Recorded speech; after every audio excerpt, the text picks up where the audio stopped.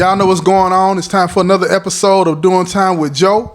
I'm your host, Joe Baker, back again with another episode with Joshua Odem, J.O.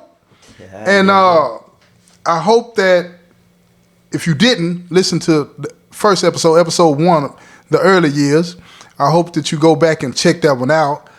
In this episode, I'm going to be talking about his love of basketball and how he was able to balance that with the streets and how he was able to navigate that and how that came to be for him. So with that said, I want you to sit back, relax, and enjoy the show.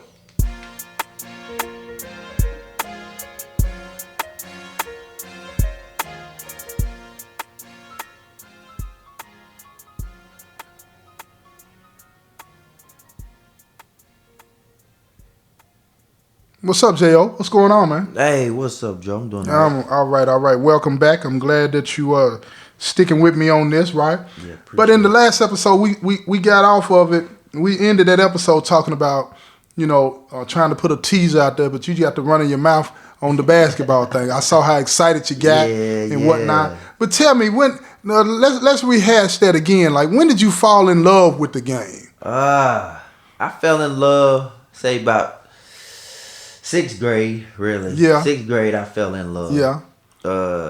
They was trying to, cause where we at, it was a middle school, but you couldn't play for the middle school unless you was in 7th grade. Right. And they was trying to get me to play middle school, but right.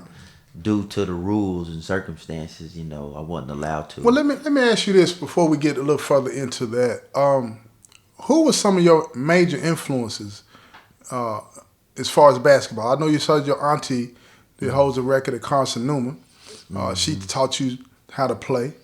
Who else would you say influenced you when it came to basketball? Who bought you your first basketball? Man, I think I got my first basketball in basketball camp. Okay. Yeah. I got my first basketball.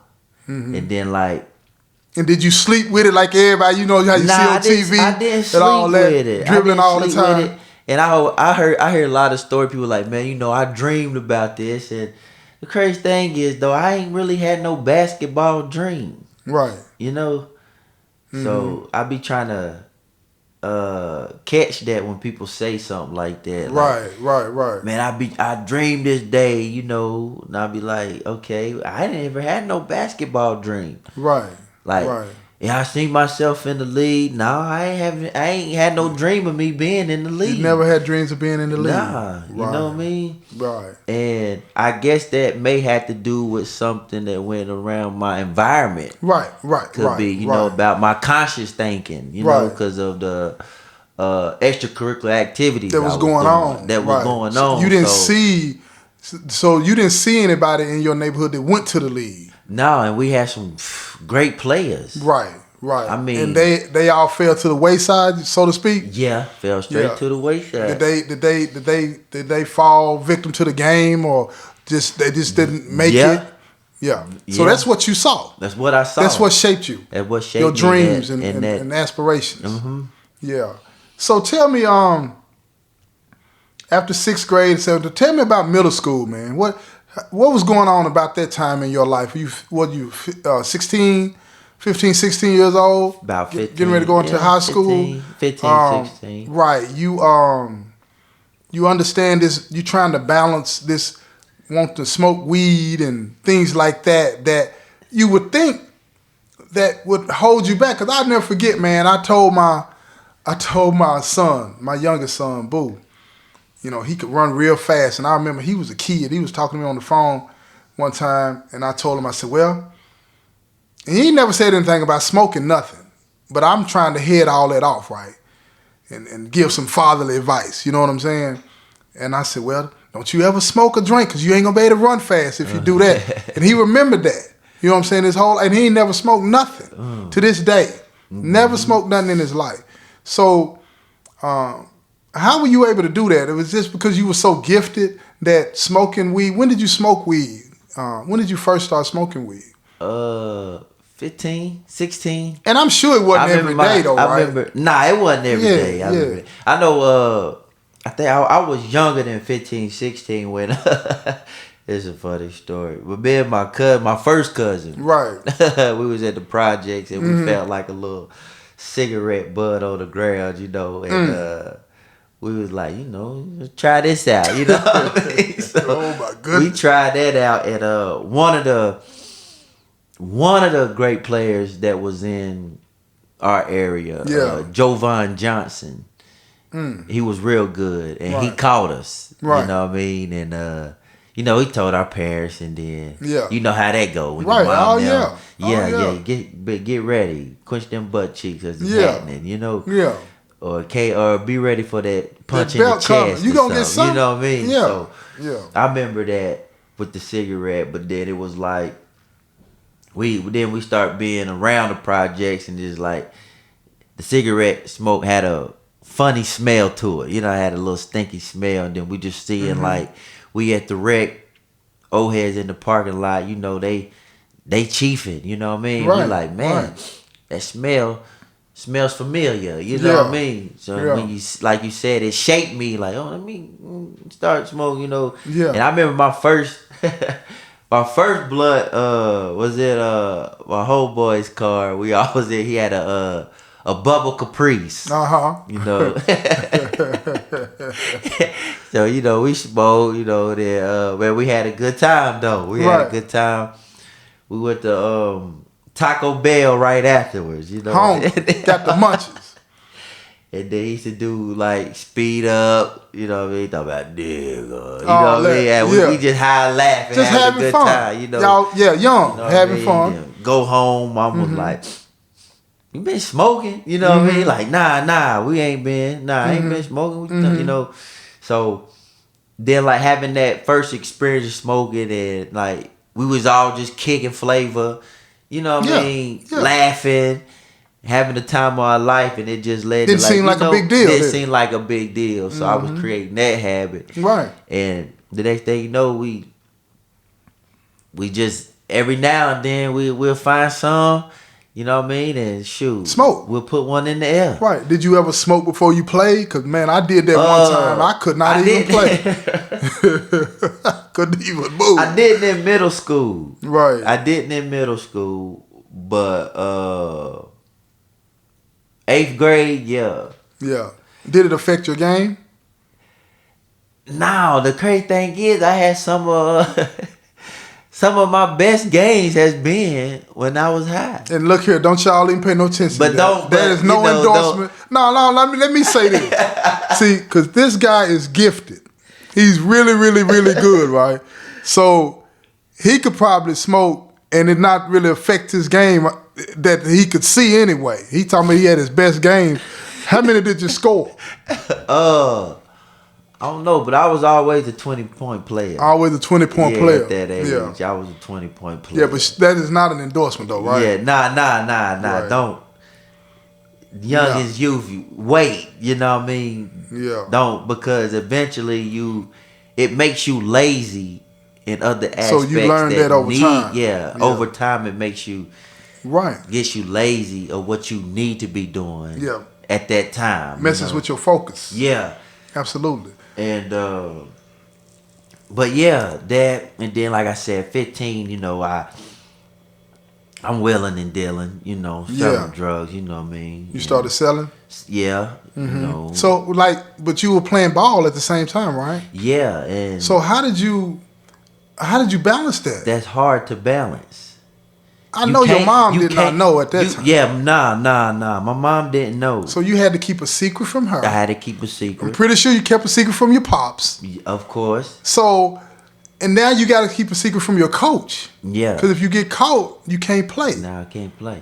So that comes with about what you said the first episode. Yeah, learning to lie. How it teaches you to lie. Learning you know to what lie. I mean? Yeah. Like, you ain't meaning to lie about this stuff. Right. It's just like, oh, I gotta protect myself. Hold up, I'm gonna shun you this real quick and see. You know what I mean? Just to get you off track. Hopefully, it get you.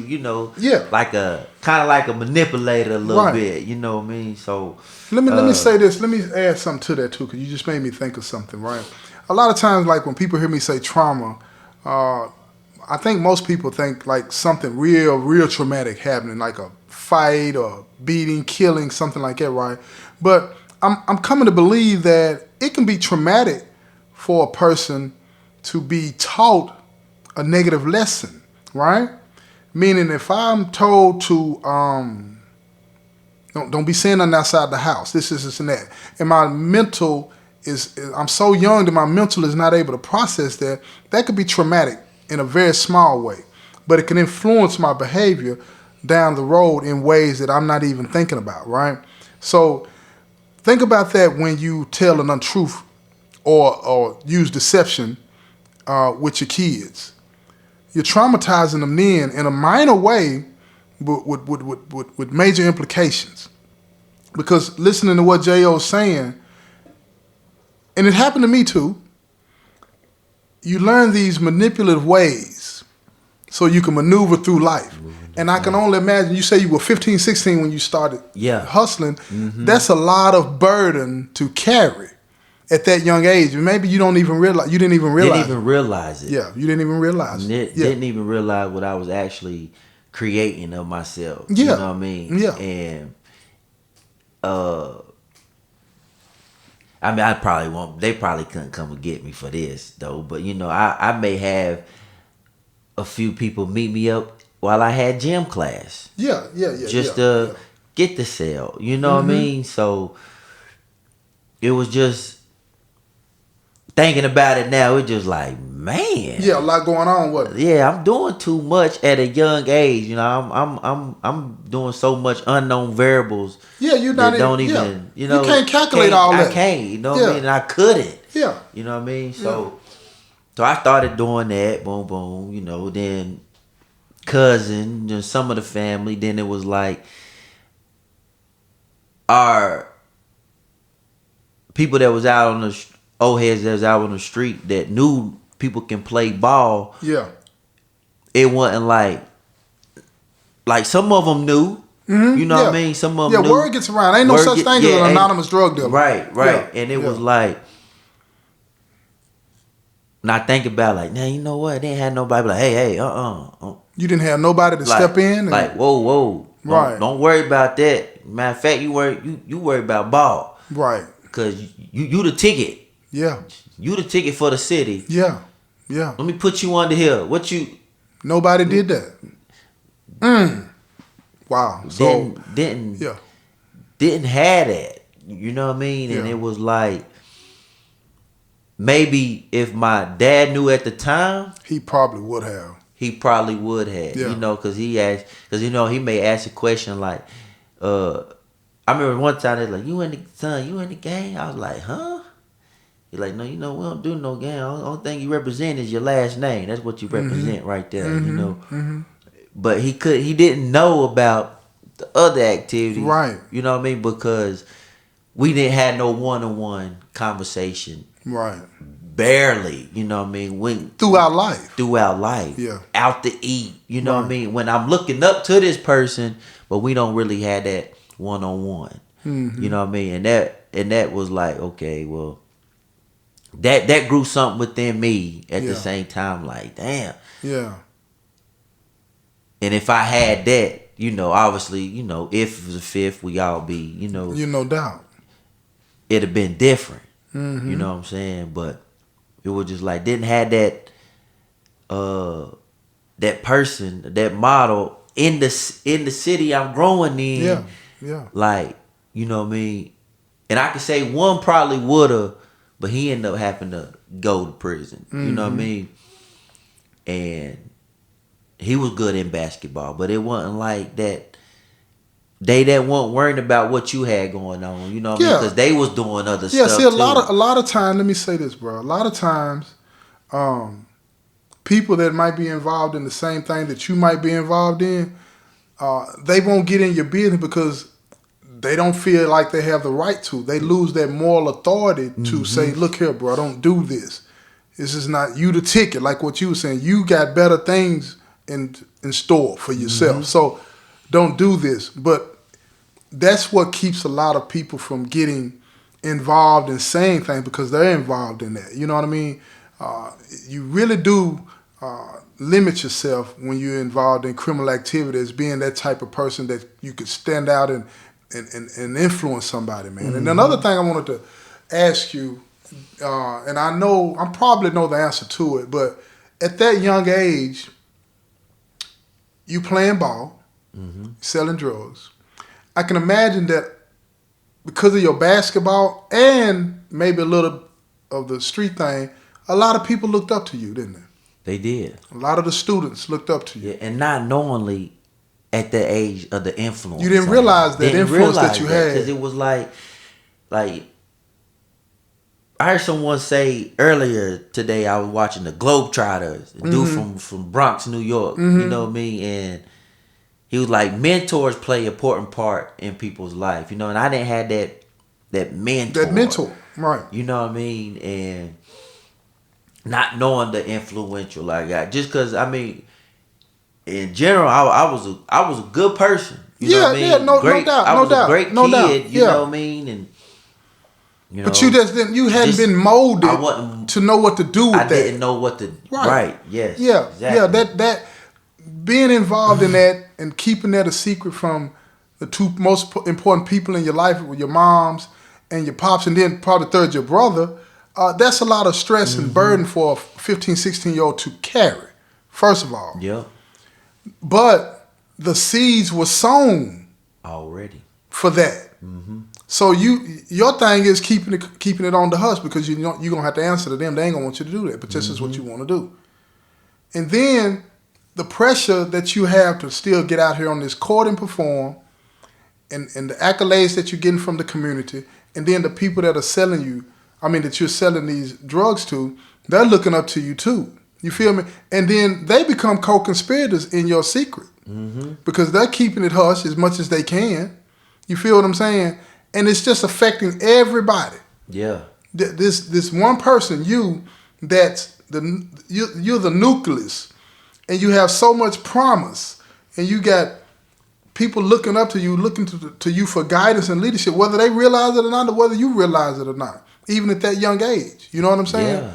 And you're setting an example that was set for you. And it wasn't set for you out of hatred for you or anything. It was like trying to provide, not trying to make excuses, but trying to provide. And that's what you saw in your neighborhood. This is what you saw. It's like you said, as far as, you didn't dream of being in the NBA. But I'm telling you, I see it. You could have been in the NBA. I see it. And then when I'm home, like years ago, they be like, man, I still see you in the NBA. Yeah, and I'm like, you could probably still go play now. And they like, man, you it's NBA, about 5 good years NBA, and get some money. NBA, you know what I mean? And that's like all you hear. And but it was like at that time, when it was happening, my brother, we 5 years apart. He's at school. So he went to school to play. Went to a JUCO first, then did like a year or two in JUCO. And then he go to Troy State in Alabama. So he was always away too. So really, it's just me. It's just you. So now I'm trying to maneuver and think of my own, which I ain't even got the mind capacity to even function. You know what I mean? I couldn't even function what I needed to function. You know what I mean? It was just like, I'm out here on my own. My mom say something. You know how moms be. They got that, baby, you know what I'm saying? It ain't like that. I needed that. Listen here, man. You needed that. You tripping right now. You know what I mean? Right. Matter of fact, let me snatch you up real quick and see what's going on. You didn't have that. And I didn't have that. Right. Having respect for people, I had that. That's when, like, maybe I may say something I may say something crazy to my grandma, rest in peace. You know, her son come out and be like, hey, nephew, watch yourself. Ain't nothing like that going on. Damn, my bad. So I learned how to respect people more. Respect for your family members, respect for your elders. That was important. That was important to me. That was important to you. Yeah. Why? Because as it was like, that's where the help came from, was family. You know what I mean? It wasn't nothing like family. Like, man, we blood. That's family, and granny house, great grandma house, having dinners and celebrations. That's You know right. what I mean? So That's it was right. like you respecting because they the ones that's praying for you. That's right. Come on now. You know. So Doing by for you. that They the ones making sure that they you. really praying for stuff that you don't even know what's going on. Absolutely. You know what I mean? The people that really love you. That really love Them the me. ones So really love respect you. the ones that really love you. And it was Right. my family. And I'm was the glad you main- said that, man. I'm glad you said know? that because a lot of kids out there today got parents that would do anything for them, taking them to the AAU camps, making sure they get what they want, and this, and that, spoiling them in a lot of ways, but still loving on them. Mm-hmm. And they can't see that they need to really love and respect them back. So, again, before I end this episode, what would you say to those young kids that are not appreciative to their parents, not appreciative of the person that might be trying to mentor them, what you missed out on? What would you say to those kids? Don't deny it. Don't deny what? Don't deny what? Don't deny yourself for that help. Because I know nowadays it's like a lot of young people now, Joe, hate having help. Or like they feel like if I get help from you, that make me look bad. Mm-hmm. And I say that because I was like that. Like, man, I don't need no help from this man right here. You know what I mean? Mm-hmm. Come on now. From the fact that my dad will say, son, it ain't nothing like having it on your own. Or having You your learned own. that from your dad. I learned that, but not actually. He meant the right thing, but your brain But my interpreted brain it was the wrong interpreted way. The wrong way. All right. You know, all right. so as a youth, and you got people that's on your hip, Trying to help you. that's not looking, that's not trying to above you or not trying to be below you, but actually beside you. Yeah. Man, Yeah. take that. Take that. Gotta go with that because Take that. That's love. That's right. You can't lose. You won't lose. You won't lose. If you actually accept that. Yeah. You can't lose. You won't lose. And the important thing is, you know, Allah saying with God, Allah, however people conceive that, you know what I mean, or just say the creator, Yahoo. Yeah.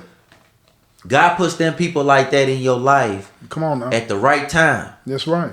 And then It's up to you to accept it though. Yeah, and if you miss it, you find yourself misplaced. Yeah. And prison is misplaced. And this is a place where right you be here. misplaced. But before you get to prison, I'm gonna wrap this episode up. Okay, I get to another. But before you end up in a place like this, misplaced, you get misplaced in your mind, acting out, doing things and whatnot, and you won't even recognize yourself. Mm-hmm. You know what I'm saying? But with that said, look here, I want y'all to stick around, man. We got another episode coming up. We're gonna get into the gritty grime on this next episode, right? And I hope you've enjoyed this one. If you haven't listened to the first one, go back and listen to the first one. Hit me up in the comments section. Leave some questions for J.O., right? You know what I'm saying? If you got anything, and I'll make sure they get to them and we'll get the answers back to you, right? Y'all know what's going on out there. This has been another episode of Doing Time with Joe. I'm your host, Joe Baker, and I say peace, y'all.